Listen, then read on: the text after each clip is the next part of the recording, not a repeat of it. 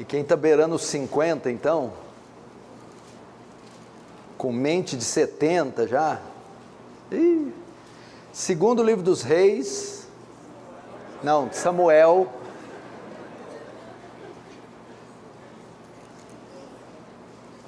riam enquanto podem.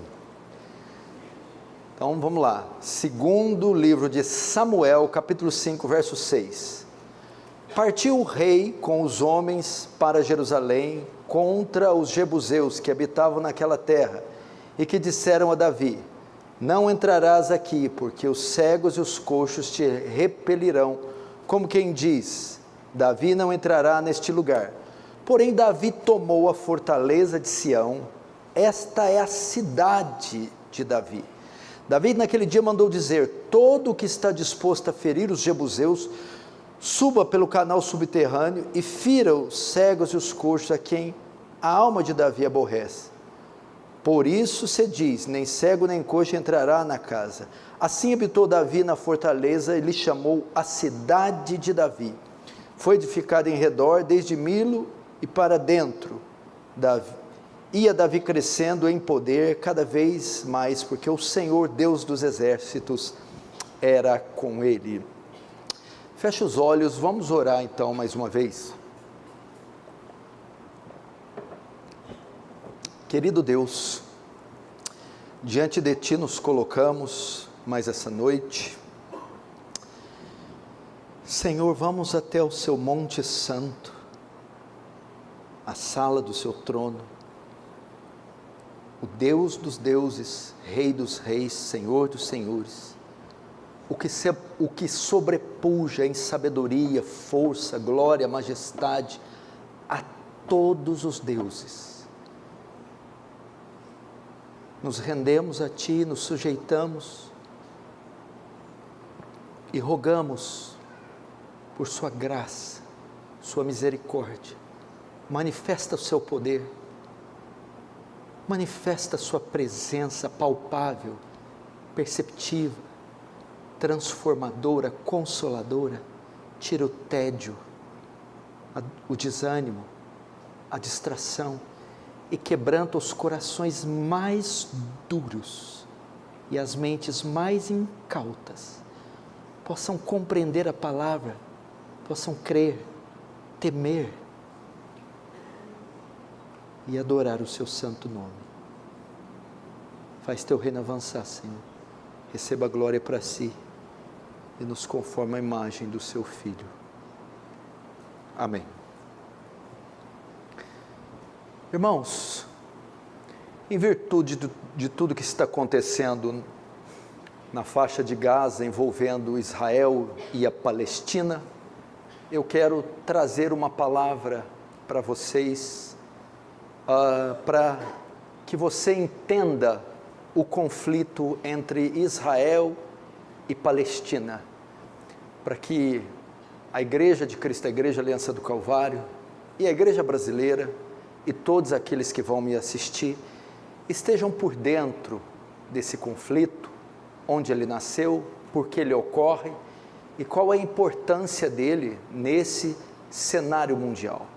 Você sabe que desde o sábado passado, aquele grupo terrorista palestino Hamas invadiu a fronteira com Israel e iniciou ali atentados criminosos, explosões, mísseis, sequestros, fuzilamento, iniciando então uma guerra. Israel então declara guerra contra a Palestina, principalmente contra este grupo, e o mundo inteiro então parou para assistir esses acontecimentos que foram se estendendo ao longo das semanas e que chocaram e estão chocando o mundo todo por causa da violência da guerra, dos atos cruéis, bárbaros, insanos dessa guerra.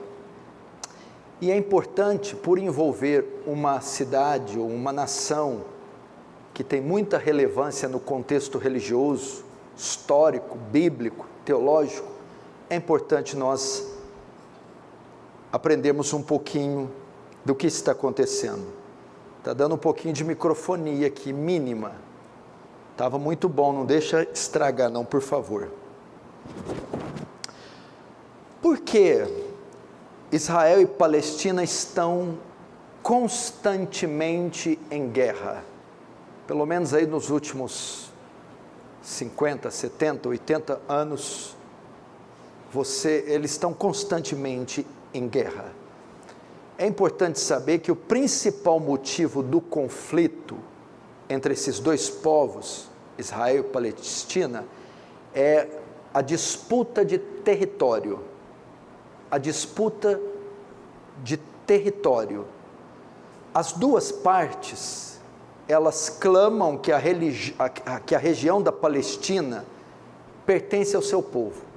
Tanto os palestinos quanto os judeus, eles entendem que aquela região pertence a um só dos grupos. E por essa razão, eles guerreiam ao longo desses anos para adquirir a propriedade total daquelas terras, para ter a posse, o domínio total. Já houve uma divisão de terras para os dois grupos, mas os dois grupos, principalmente o lado palestino, não aceita divisão nenhuma.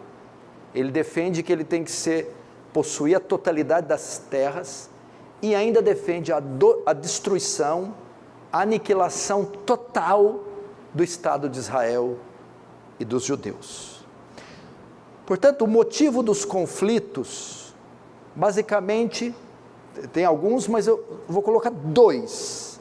Por que os conflitos se intensificaram de algumas décadas para cá? Primeiro, por causa da criação do Estado de Israel em 1948, em territórios ocupados por palestinos. Então, por causa disso, as guerras começaram. E segundo, por causa dos muçulmanos não aceitarem a presença de judeus naquela região. Essas são as duas grandes causas destes conflitos. Mas para entendermos com mais profundidade por que a razão desses conflitos, temos que voltar bastante na história. Isso é coisa antiga, isso começa lá de Agar e Sara, de Isaac e Ismael. Isaac vai ser o pai de toda a descendência judia, judaica, hebreia, e Ismael da árabe. Mas vamos para entendermos, vamos ver os nomes que a nação de Israel recebeu e através do tempo vamos chegar nesse conflito que hoje vemos. Israel, o povo de Deus, recebeu ao longo dos anos 3 nomes. Eles eram chamados de hebreus, depois de israelitas, depois de judeus. Você sabe por que eles receberam esses 3 nomes? E por que esses nomes mudaram? Hebreus, israelitas ou Israel e judeus. Vamos para o primeiro termo, hebreus. Bom, esse termo, a primeira vez que ele foi usado foi com Abraão. E esse termo não veio necessariamente de Abraão, ele veio de um descendente de Abraão chamado Éber. E os descendentes de Éber, dos quais vieram Abraão, receberam o nome hebreus. Em Gênesis capítulo 10, quando descreve os descendentes de Noé, depois do dilúvio, descreve Éber. Éber, então, seria um dos trisnetos de Sem, filho de Noé. Nesse sentido, podemos afirmar que o povo hebreu descende de Sem, ou seja, é um povo semita. Por isso que os judeus também são chamados de semitas, são descendentes de Sem. Sem é um dos filhos de Noé, e é descendente também, e dele vai vir Éber e Abraão. Então daí sai o termo hebreu, hebreus, aquele que veio de Sem, semita, gerou Eber, hebreu, que veio o hebreu, Abraão. Então nós vamos agora, caminhamos pelo segundo termo, israelitas, Israel. Depois de serem chamados de hebreus, o povo de Deus ao longo da história passou a ser chamado de israelitas. Abraão, o hebreu, gerou Isaque, Isaque gerou Jacó. Logo, quando Jacó teve o encontro com Deus, no val de Jaboque, ele luta com Deus, Deus fere Jacó na coxa e muda o nome dele. Jacó era enganador, usurpador, e vai chamá-lo de Israel. Jacó, que agora é Israel, tem 12 filhos. Esses 12 filhos, 12 patriarcas, vão gerar 12 tribos. E essas 12 tribos vão ser chamadas 12 tribos de Israel. Quando eles saem do Egito, ok? Eles entram no Egito apenas com 70. Abraão, sua mulher, seus filhos. Esses filhos, 12, se multiplicam. Quando Jacó entra, se multiplicam. E se tornam 12 tribos de Israel. Jacó, que agora se tornou Israel. Por isso o nome israelitas. Sob esse ponto de vista, podemos dizer que os hebreus e israelitas são o mesmo povo. Deles vieram, portanto, entretanto, depois disso, eles começaram a ser chamados israelitas por causa de Jacó. O que acontece? Vão para o Egito os hebreus, descendentes de Eber, de Abraão, que agora se tornaram israelitas e se multiplicam no Egito e se tornam escravos lá dentro de Faraó. Passa 430 anos, o que acontece? Vai acontecer a libertação do povo de Deus do Egito, através de Moisés. 430 anos depois, os israelitas vão sair do Egito rumo ao quê? A terra prometida. 440 anos peregrinando no deserto. Morre Moisés. Quem assume a liderança? Josué. Josué vai entrar onde? Na terra que Deus prometeu a Abraão dar à sua descendência, a terra de Canaã, desde Dan até Berseba. Esta região que hoje é disputada pelos palestinos. A Palestina de hoje, a Jerusalém,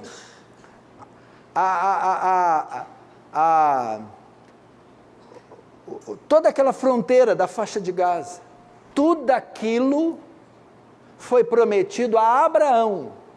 Deus daria ao seu povo, à sua descendência.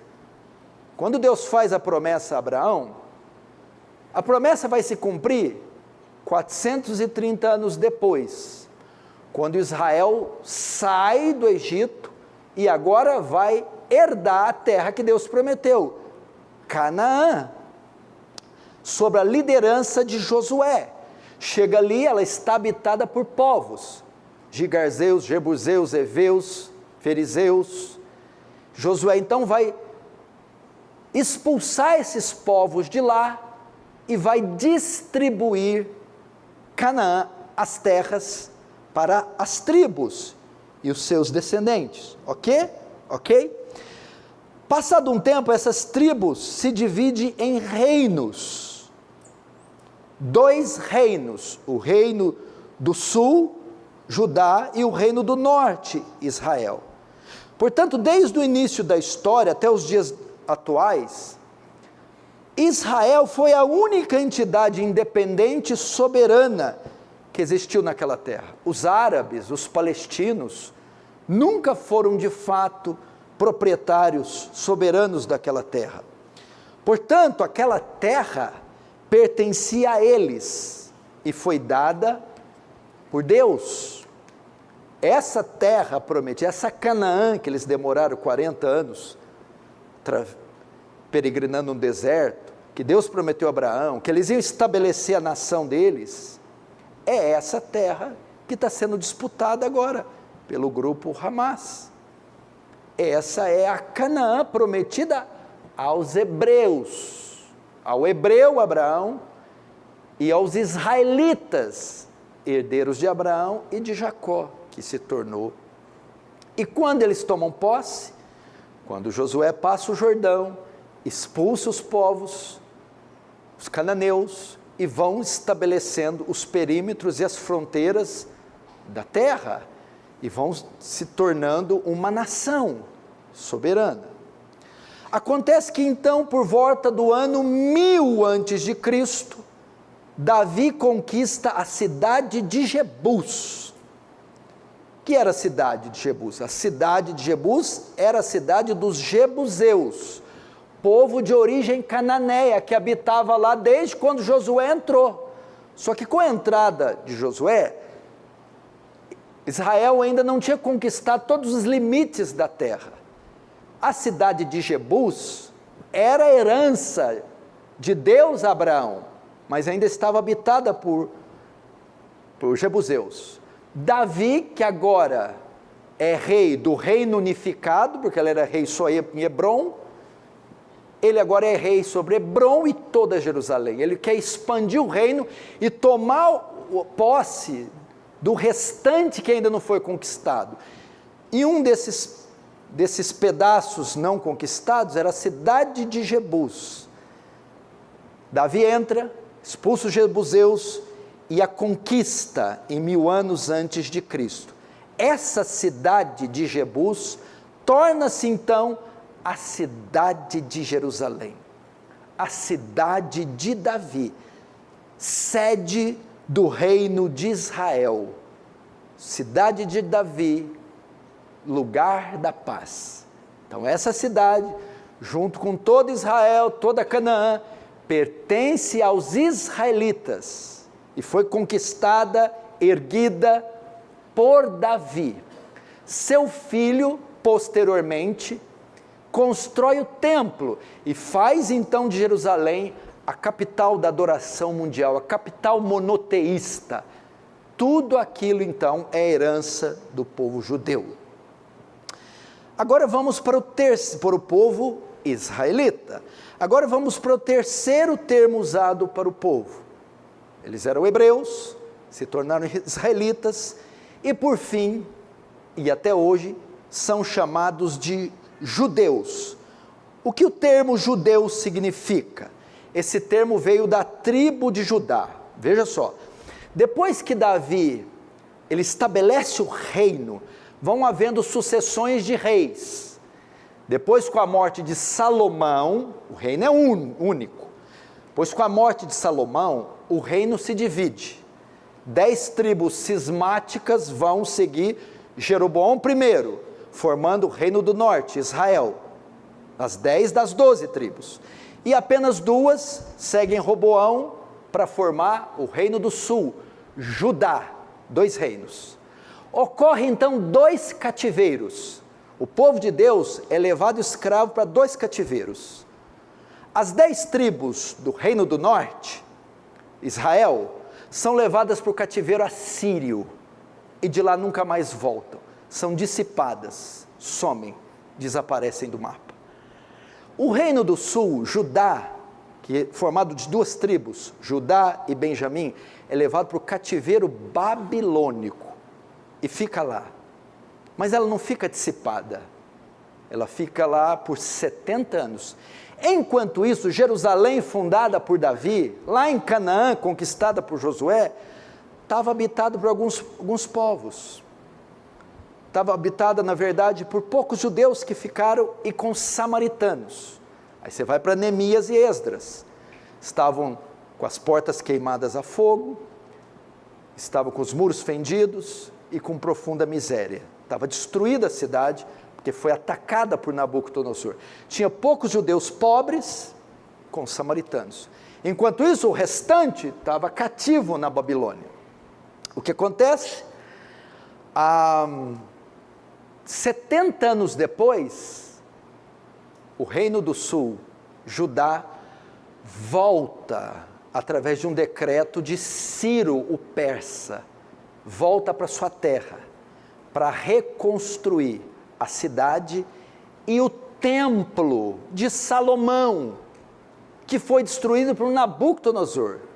Eles voltam, e quem que volta? Todas as 10 tribos dissipadas. Benjamim, uma tribo pequenininha. A proeminência vai estar com Judá. E agora os hebreus, que passaram a ser chamados israelitas, agora, com quase que o reino todo dissipado, são chamados judeus, porque descendem da tribo predominante pós-exílio babilônico, chamada Judá. Eles voltam, 70 anos, reconstroem o templo, a cidade. Estão ali, olha o povo de Deus sobrevivendo. Depois de ataques, quedas, juízo de Deus, guerras, voltaram. Anos 70 anos depois do cativeiro. Acontece que então, em 100 anos antes de Cristo, surge o império que vai dominar o mundo inteiro. É o Império Romano, que vai estabelecer fronteiras, o seu império vai expandir por quase todo o mundo. E várias cidades, reinos, são anexados ao império como províncias do Império Romano. E está lá o povo de Deus, que agora se tornou judeus. Aí o que acontece? No ano 70 depois de Cristo, ocorre a invasão da cidade de Jerusalém. O general Tito invade a cidade, saqueia a cidade e destrói mais uma vez o templo. Cumpre-se a profecia de Jesus. Vede tudo isso aqui, olhando para o templo. Não ficará aqui pedra sobre pedra até que tudo seja destruído. O ano 70, o imperador Vespasiano ordena que o general Tito invada Jerusalém e destrói, saqueia a cidade. E expulsa os judeus de lá. Acontece então a diáspora judaica. Aquele povo que descendeu de Abraão, que herdou aquela terra que Deus deu, agora é obrigado a sair daquela terra. Ele sai da Judéia, sai de lá, por causa da invasão do Tito. Tito destrói o templo, destrói a cidade, prende, mata, assassina judeus e expulsa. Acontece a diáspora, dispersão. Os judeus se espalham por toda parte do mundo, principalmente para a África, para a Ásia, para a Europa. Vão para lá. O que acontece? No século II depois de Cristo, então veja só para você entender, portanto, desde o ano 70 depois de Cristo, os judeus não têm mais uma terra, não têm mais uma pátria, eles ficam sem uma nação e sem um estado independente seu. Eles não têm pátria mais, desde o ano 70 eles são expulsos e vão estar espalhados para o mundo todo. Enquanto isso, um século e meio depois, no século II depois de Cristo, houve uma revolta levantada contra o Império Romano, uma revolta que veio da Judéia, uma insurreição de alguns judeus, para ainda ficar ali com aquela terra, dizer, não é assim não. Vem uma revolta levantada contra o império, liderada por um homem chamado Bar Kokhba. Na época, o imperador vigente era o imperador Adriano, que derrota Bar Kokhba e frustra essa rebelião contra o império. E para humilhar os judeus, depois dessa investida de Bar Kokhba, ele então determina a eliminação do Estado de Israel, da identidade de Israel, e muda aquele nome, Judéia, Jerusalém, aquela parte toda, para Palestina. Foi no século II que aquele lugar, a terra que Deus prometeu a Abraão, Isaque e Jacó, que Josué conquistou, que Salomão construiu o templo, agora recebe o nome de Palestina. A palavra hebraica é Pelesh. Palestina é o mesmo que Filistina. O que é Filistina? Terra dos filisteus. Por que o imperador Adriano colocou na Judéia o nome de Filistina? Da onde vem Filístia, terra dos filisteus, porque os filisteus eram os principais inimigos do povo judeu. Então, para humilhar, para irritar, eles colocam um nome filisteu em uma terra judia. Então, é por isso, por essa razão, ele a chama. Então, Palestina não tem nada a ver com os palestinos de hoje. O nome, o termo, significa terra dos filisteus. O palestino de hoje não é filisteu. Os filisteus eram provavelmente de origem grega. Eles vinham do mar Mediterrâneo e da Ásia Menor e da Grécia. Adriano fez isso, o imperador, apenas para humilhar os judeus. Os filisteus não eram árabes, nem semitas, sua origem era grega, eles não falavam árabe, então não tem nada a ver com os palestinos de hoje, ok? Então foi assim que nasceu a Palestina, um termo apenas para provocar os judeus. O que acontece? Após a conquista romana da Judéia, a Palestina, então, se tornou uma província do Império Romano, desde o século II. Acontece que no século VII, no ano 638 depois de Cristo, um califa árabe muçulmano toma a Palestina, que agora já era do Império Bizantino, que era uma extensão do romano. Esse califa, então, anexa a Palestina à Judéia, a Canaã prometida a Abraão. Agora ele toma a Palestina e anexa ela ao Império Árabe. E os árabes não mudam o nome, eles gostaram do nome dado por Adriano, afinal de contas, eles não iam com os judeus, eles gostaram do nome. Nesse mesmo século, século VII, nascia Maomé, do sexto para o sétimo, nascia Maomé, e criava a religião islâmica e o Alcorão. A Palestina, então, se torna árabe e muçulmana, século VII. Quem vivia lá nessa época? Para nós saber quem é esse tal de palestino. É muito difícil descobrir a identidade etimológica, étnica dos palestinos, porque eles eram povos mistos, oriundos da África, estavam vivendo lá depois que Tito varreu os judeus e Adriano mandou embora e colocou o nome de Palestina. Quem vivia lá? Povos mistos, oriundos da África. Povos estes que agora no século VII foram forçados a se converterem ao islamismo. Olha o Islã nascendo no século VII e fazendo da Palestina a sua sede, catequizando ou islamizando quem? Essas descendências africanas que estavam habitando lá. Nesse tempo, o que acontece?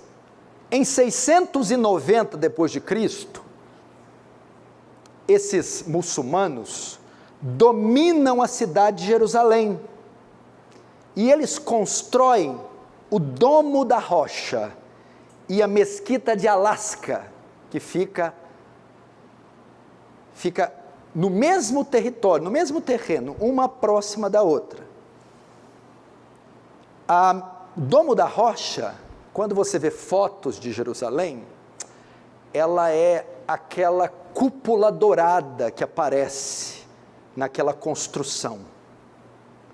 No ano 690, então, invadem o Islã e os muçulmanos, invadem Jerusalém, dominam e constroem o Domo da Rocha e a Mesquita de Al-Aqsa. Aqui é que está o problema. Aqui é que está o problema. Esse lugar que foi construído o Domo da Rocha, os judeus creem que foi o lugar que Abraão levou Isaac para ser sacrificado, que aquilo ali é parte do Monte Moriá, é um local sagrado para os judeus e pertence a eles. E aquele domo e aquela mesquita de Al-Aqsa foi construída em solo sagrado que pertence ao povo judeu e que também é o local onde foi construído o Templo de Salomão e pertence ao povo de judeus. Só que para os muçulmanos, eles também têm uma versão da história de Abraão no Alcorão, e eles acreditam que aquele lugar onde está o Domo da Rocha, foi onde Abraão levou para sacrificar, não Isaac, mas Ismael, que é de onde descendem os árabes, e que também aquele lugar é sagrado, porque foi onde Maomé foi assunto aos céus, subiu aos céus. Então, um povo acredita que aquilo é a terra prometida, a terra deles, e um local, porque o conflito tudo gira em torno desse local, da Mesquita de Al-Aqsa e do Domo da Rocha. Os judeus, os árabes, muçulmanos e palestinos creem, essa terra aí foi onde Abraão ia sacrificar Ismael, e onde Maomé pisou pela última vez antes de subir aos céus. Os judeus não, isso aqui é parte da terra prometida, onde foi construído o Templo de Salomão, e aqui são trechos do Monte Sinai, onde Abraão ia sacrificar Isaac. Aqui está o problema, aqui está o conflito. Isso tudo começou século VII. Os judeus já tinham saído, já estavam 630 anos expulsos de lá. Por quem? Tito e por Adriano. Quem habitou lá nesse tempo todo? Africanos, gente do Egito. Chega então o islamismo, Maomé, chega então os muçulmanos, conquista aquele lugar e vão muçulmanizar o povo que está ali. E vão reescrever a Bíblia, dizendo que aquela terra é santa e pertencem a eles.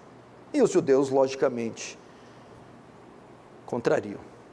Após esse período, século VII, a Palestina foi anexada à Síria e posteriormente anexada ao Império Turco-Otomano, que é a Turquia, onde é a capital Istambul. Agora já estamos chegando num período mais próximo. Os palestinos então já começam a ter envolvimento e herança turca.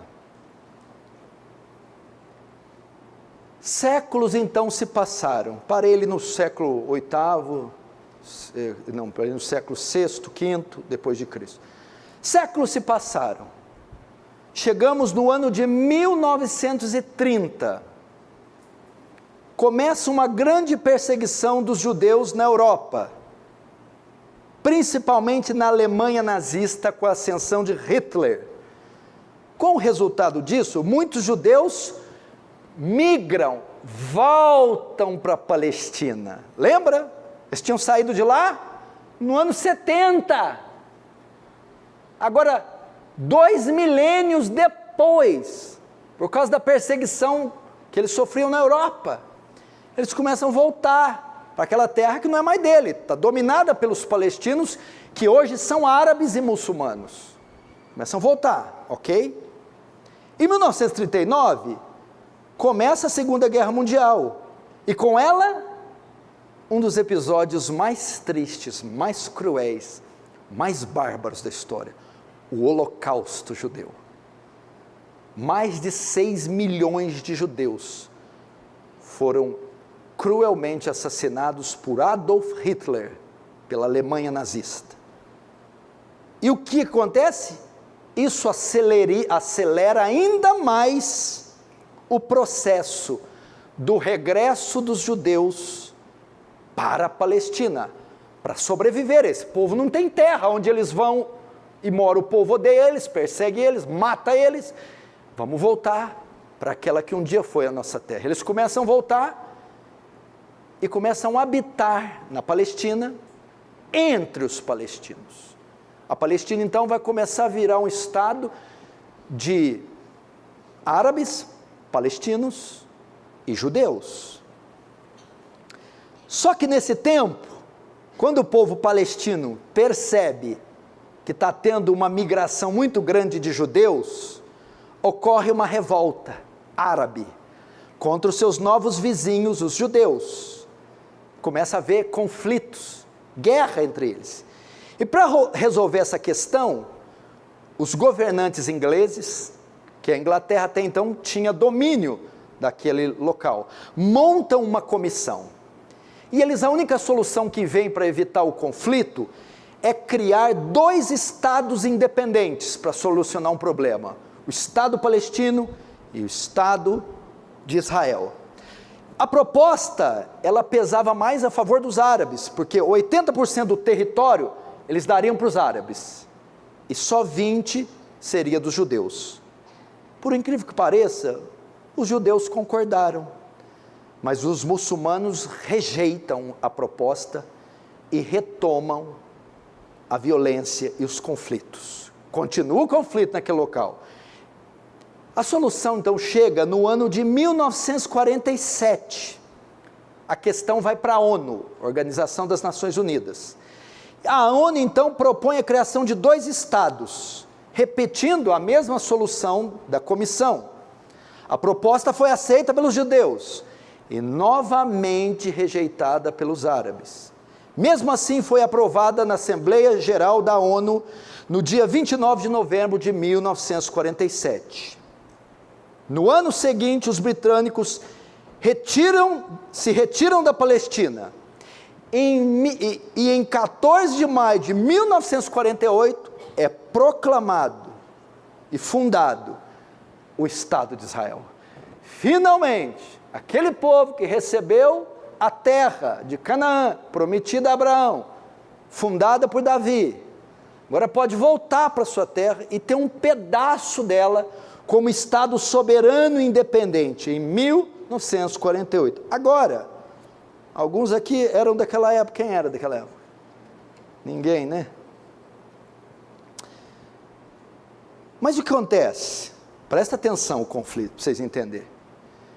Esse povo judeu está fora daquele lugar, praticamente, desde o ano 70, sem sua terra, de maneira oficial. Desde o ano 70. Agora, em 1948, com a fundação do Estado de Israel, eles voltam, mas se deparam com um povo que já está habitando lá faz quanto tempo? Desde o ano 70, e que tem aquela terra como deles, ou desde o século VII depois de Cristo. Quem está habitando lá agora?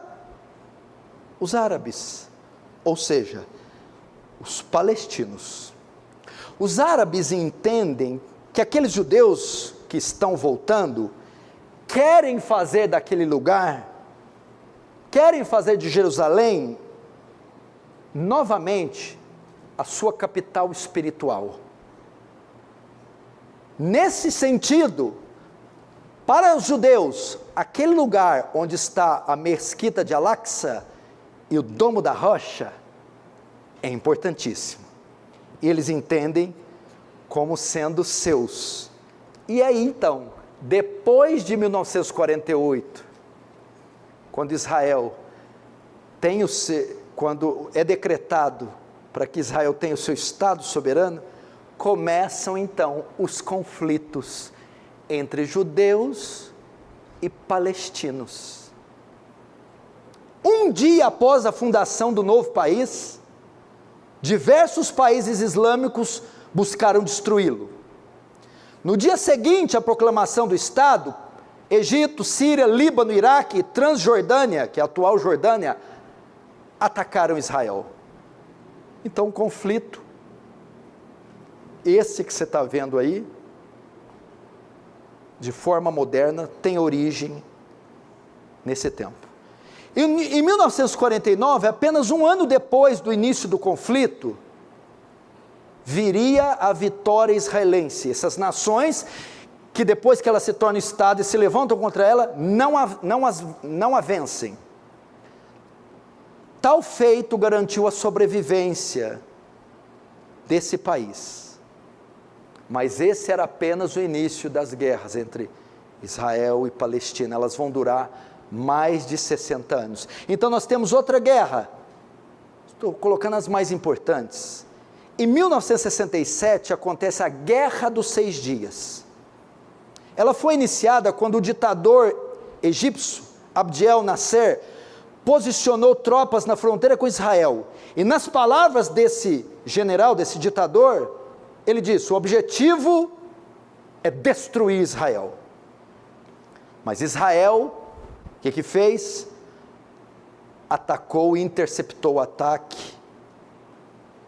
Em apenas 6 dias, eles tomaram a faixa de Gaza, a península de Sinai, as colinas de Golã, Jerusalém Oriental e Cisjordânia. Por isso é chamada Guerra de 6 Dias. A ofensiva de Israel em apenas 6 dias anula esse ataque da Síria. Depois nós temos em 1973 a Guerra do Yom Kippur. Yom Kippur é o dia que os judeus comemoram, o dia do jejum. Em 73 um novo conflito ocorre. A Guerra do Yom Kippur foi uma tentativa de resposta dos países árabes derrotados na Guerra dos 6 Dias. Eles tentaram reaver os territórios perdidos. Quais territórios? Aqueles que a ONU deu para Israel em 48. O que acontece na Guerra do Yom Kippur? Israel conquista outra vitória, e dessa vez tem o apoio direto dos Estados Unidos. Por que das guerras? Por causa da terra. Ninguém quer abrir mão de alguma parte para outra nação. Aí o que acontece? Em 1987 foi criado o Hamas, grupo de árabes radicais, terroristas, esse que está agora, nesse momento, com reféns israelitas, que está matando, esquartejando, estuprando, explodindo tudo. Em 87 foi criado. Ele é um grupo islâmico e se considera uma força de resistência palestina e um movimento de justiça social. O Hamas fez o que? Ele radicalizou o conflito entre Palestina e Israel. Tornou ele mais cruel, mais bárbaro e mais acirrado. O Hamas promoveu atentados com carros-bomba, disparo com mísseis contra cidades, assassinatos de judeus, barbaridades. Qual é o objetivo principal do Hamas?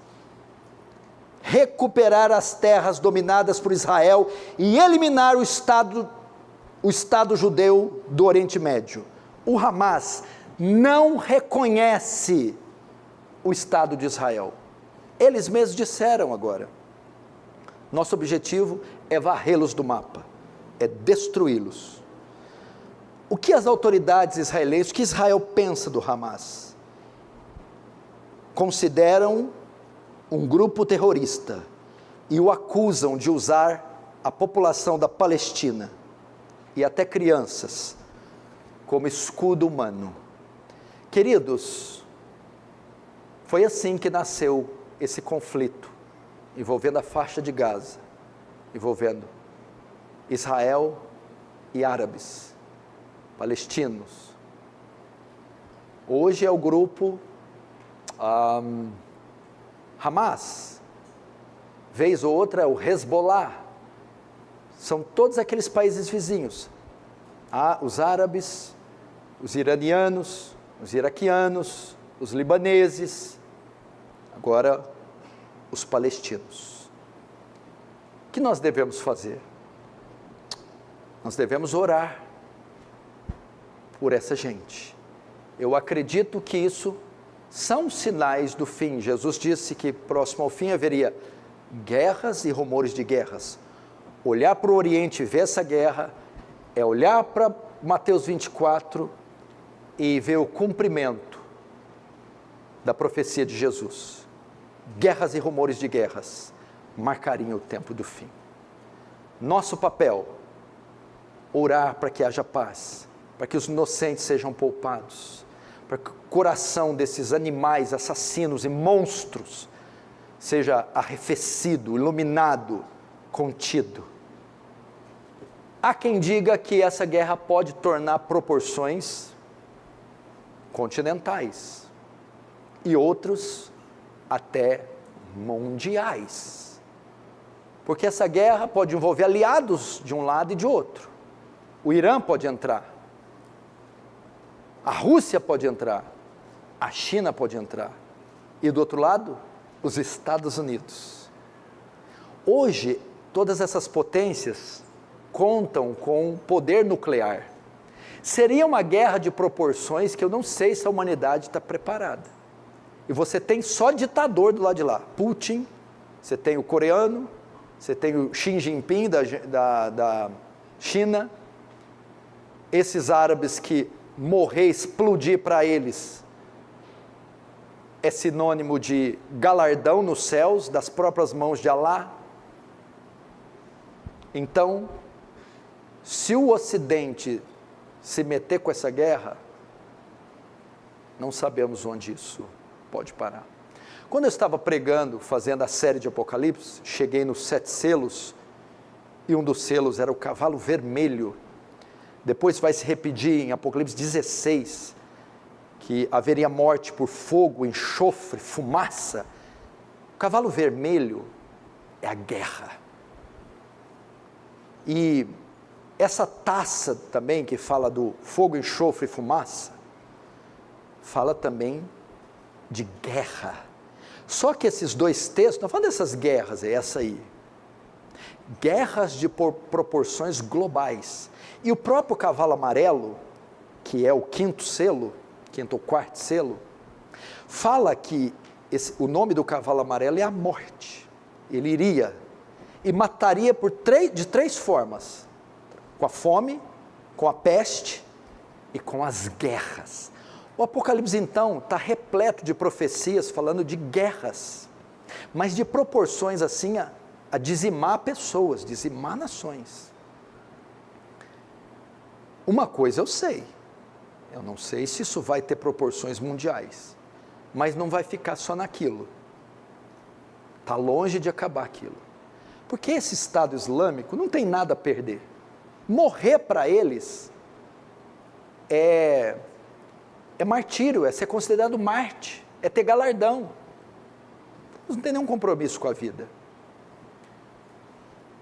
E esses outros ditadores também não. Portanto, nós devemos orar para Deus ter misericórdia e impedir. Olhando pelas profecias, pode haver uma 3ª guerra mundial, pode haver uma 3ª, uma 4ª. Ninguém falou que não pode haver. Vai ser marcado por guerras e rumor de guerra, mas não, a gente não viu guerra. Guerra mesmo foi a 1ª e a 2ª, que levaram 100 milhões de pessoas, em 1918 e 1939, 33. O que será que esse mundo está reservando para nós? Eu não sei. Sei que a igreja tem que ficar atenta. Você não acha estranho uma coisinha acontecendo numa faixinha? O Estado de Israel é menor que a cidade de São Paulo. É uma coisa desse tamanhozinho. A Palestina, a população ali não dá São Paulo. E por que o mundo está parando? Todo mundo sabe do grau de importância do que está acontecendo ali. Todo mundo sabe do que pode acarretar tudo aquilo. O que a igreja deve fazer? Principalmente, orar, interceder. Já saiu, por exemplo, um grupo aqui do Brasil para apoiar a guerra. Grupo de israelenses aqui do Brasil. E até brasileiros. Os reservistas vão ser chamados para a guerra. Se nós entrar numa guerra, teus filhos vão ter que lutar. Numa guerra dessas proporções, quem que volta vivo? Muita gente vai ter que ir. Na Segunda Guerra, muita gente daqui foi lutar. Agora, Israel é o relógio do mundo? Israel é a figueira? Muita gente diz que Israel é o relógio do mundo, principalmente os dispensacionalistas, que é uma escatologia que tem 100 e pouquinho anos, é novinha. É a escatologia, escatom e logos, que é a doutrina do fim dos tempos, das últimas coisas. Escatologia fala de Apocalipse, do fim.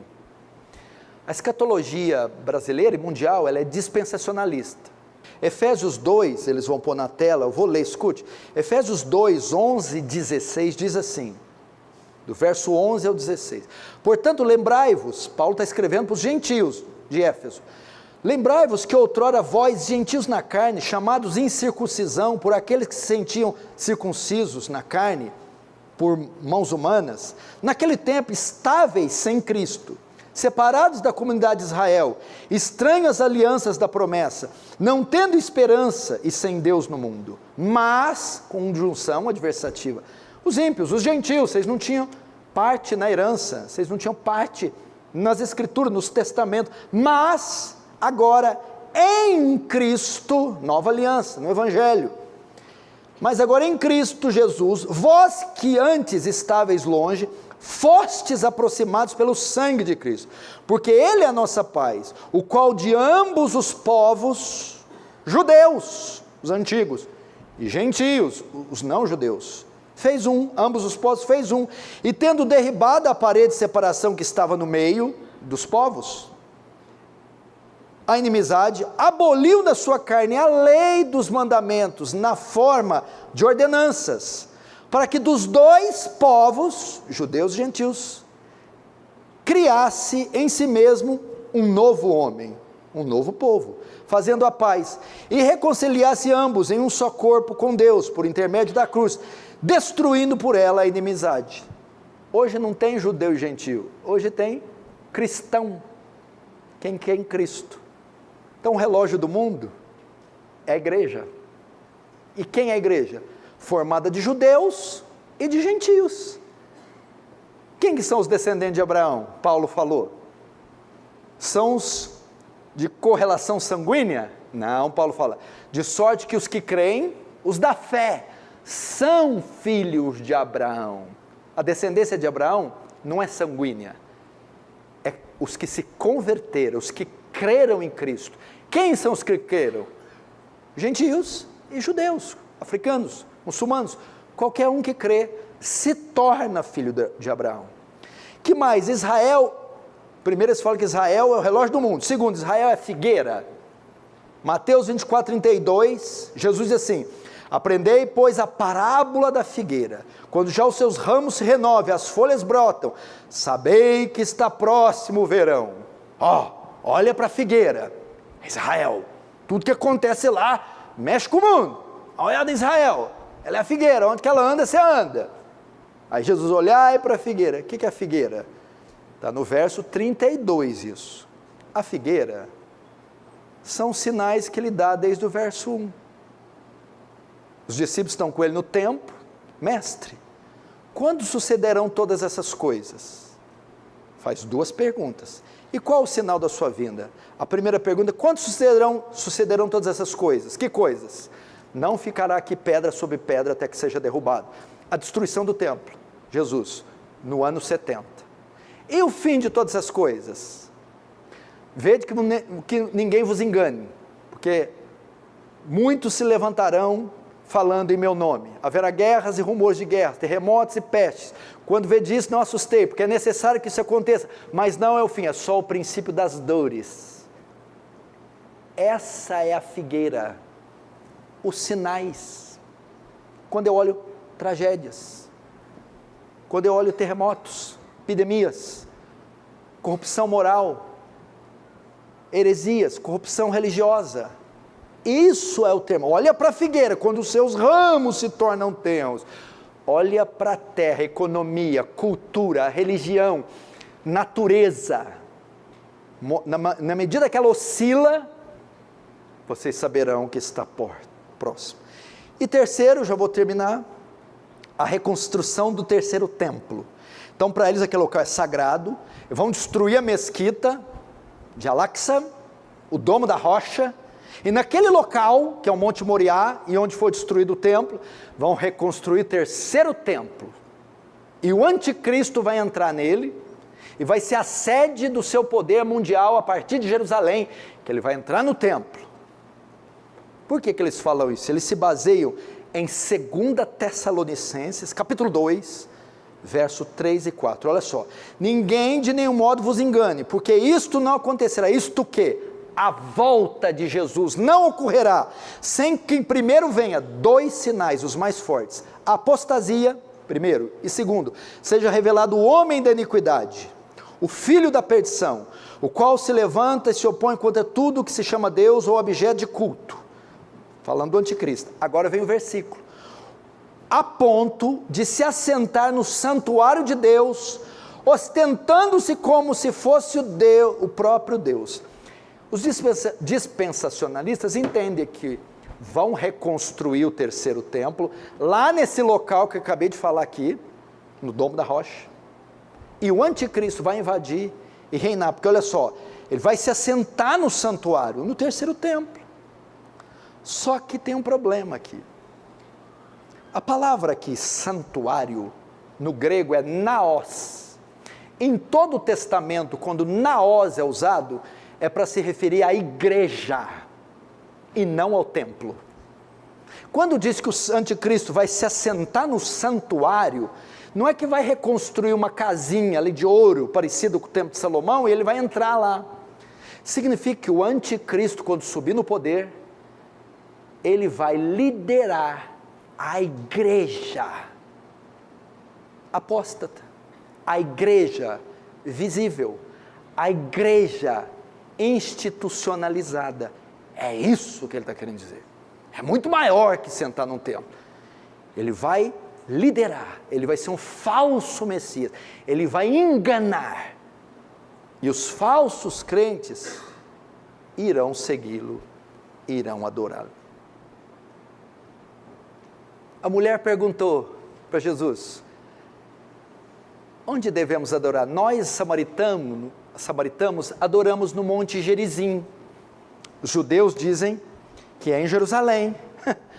Aí Jesus, vem a hora que nem nesse monte, nem no outro monte, mas o Pai procura aqueles que o adoram em espírito e em verdade.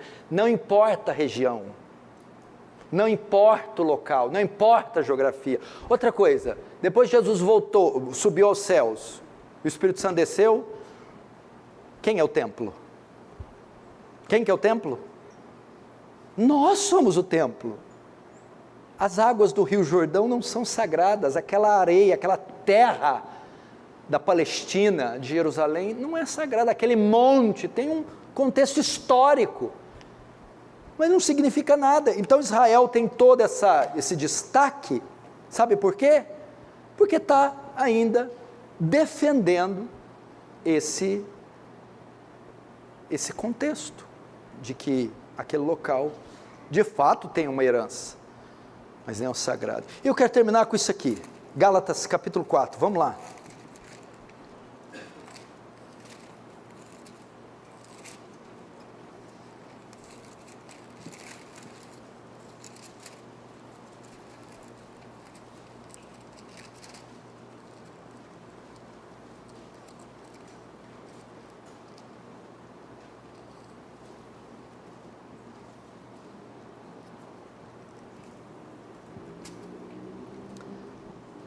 Gálatas capítulo 4,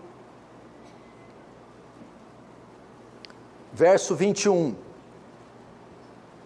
Dize-me vós, os que quereis estar sob a lei. Olha aqui, põe o dedo aí. O que é Gálatas? Gálatas foi escrito para quê? Já que é o ano 60 depois de Cristo. O judaísmo já ficou para trás, agora é evangelho, e Paulo está pregando. Mas os crentes da Galácia querem ficar presos na lei, vamos guardar o sábado, vamos circuncidar os meninos, não vão comer carne de porco, vamos guardar as festas, quer voltar para a lei. Templo é sagrado, dia é santo, e Paulo vai dizer só Cristo e a fé, e Paulo está combatendo isso. Olha lá, verso 21, dize-me vós, os que quereis estar sob a lei, acaso não ouvis a lei? Pois está escrito que Abraão teve 2 filhos, um da mulher escrava e outro da livre, mas o da escrava nasceu segundo a carne, e o da livre mediante a promessa. Estas coisas são alegóricas, porque essas mulheres são 2 alianças, uma na verdade se refere ao Monte Sinai, que gera para a escravidão, lei, Moisés, esta é Agar. Ora, Agar é o Monte Sinai na Arábia, e corresponde a Jerusalém atual, está falando de físico, que está em escravidão com seus filhos. Agora o que Paulo vai dizer? Mas a Jerusalém, lá de cima é livre, a qual é nossa mãe, porque está escrito, alegra-te, ó estéril, que não dá luz e exulta, e clama, tu que não estás de parto, porque são mais numerosos os filhos da abandonada, que as do que tem marido. Vós, porém, irmãos, sois filhos da promessa com Isaac. Até aí, o que ele está dizendo aqui? Essa Jerusalém já não importa mais, essa Jerusalém ficou para trás, essa Jerusalém é a de Moisés, templos, ritos, sacrifícios, rituais, dias, dietas, nós somos da Jerusalém de cima. O que é isso? Somos da fé. Não existe mais terreno sagrado, cidade sagrada, povo sagrado, acabou isso aí. É o que Paulo está combatendo, e é o que eles teriam que aprender. Pode ter um significado histórico, pode ter herança geográfica, ok? Mas eu não posso santificar aquilo que Deus não santificou. É isso. Feche os seus olhos, vamos orar.